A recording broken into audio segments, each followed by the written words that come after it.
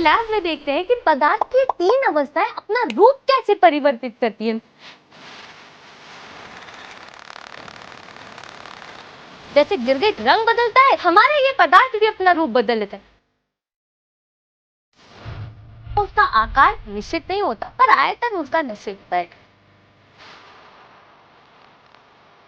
हाथ बंद करके उड़ जाएगा। और गैस कह देता है ना मेरा आकार निश्चित है, ना मेरा आयतन निश्चित है, और मेरे तो अणु भी बहुत दूर दूर है।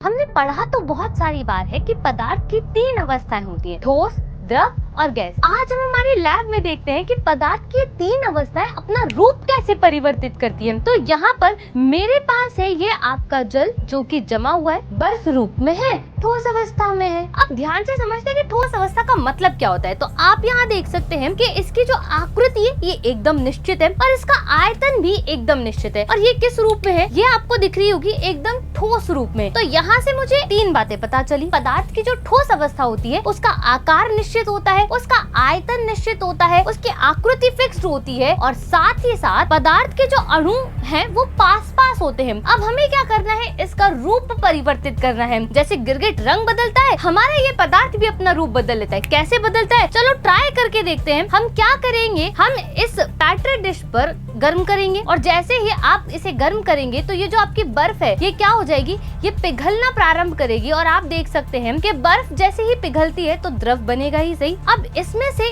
ये जो पानी निकल रहा है ये कौन सी अवस्था हो जाएगी, ये इसकी द्रव अवस्था हो जाएगी। जैसे ही आप इसे जमाएंगे ये वापस से बर्फ में कन्वर्ट हो जाएगा। अब बात करते हैं द्रव के बारे में। द्रव जो होता है उसके अणु दूर दूर होते हैं, गैसों की अपेक्षा जो है वो थोड़े से पास पास होते हैं, और ठोसों की अपेक्षा ये ज्यादा दूर होते हैं। उसका आकार निश्चित नहीं होता, पर आयतन उसका निश्चित होता है। तो अगर मैं इसे टेस्ट ट्यूब में डालने का प्रयास करूंगी तो आप देख सकते हैं कि ये टेस्ट ट्यूब के आकार का हो जाएगा। और अब ये कैसा है, देखिए यहाँ पर ये टेस्ट ट्यूब के आकार का हो गया। आप इसे किसी और पात्र में डालेंगे तो ये दूसरे आकार का हो जाएगा। अब अगर हम इस टेस्ट ट्यूब के पानी को गर्म करेंगे तो यहाँ पर मजेदार बात ये होगी कि ये पानी जो है भाप बन करके उड़ जाएगा। और जब पानी भाप बन के उड़ता है यानी वो किस अवस्था में आ जाएगा, गैसीय अवस्था में आ जाएगा। और गैस के बारे में जब हम बात करते हैं तो यहाँ पर ना इसका आकार निश्चित होता है, ना इसका आयतन निश्चित होता है। और तीसरा आप देख सकते हैं कि इसके जो अणु है ये बहुत बहुत ज्यादा दूर दूर होते हैं। तो अगर हम यूँ कहें कि ठोस जो होता है उसका आकार आयतन निश्चित है, आकृति निश्चित है। जब हम द्रव के पास आते हैं आकार निश्चित नहीं होता, पर आयतन उसका निश्चित होता है। और गैस कह देता है ना मेरा आकार निश्चित है, ना मेरा आयतन निश्चित है, और मेरे तो अणु भी बहुत दूर दूर है। ये बिल्कुल मजेदार सा डिफरेंस है कि हम एक ही पदार्थ से पदार्थ की तीनों अवस्थाओं के बारे में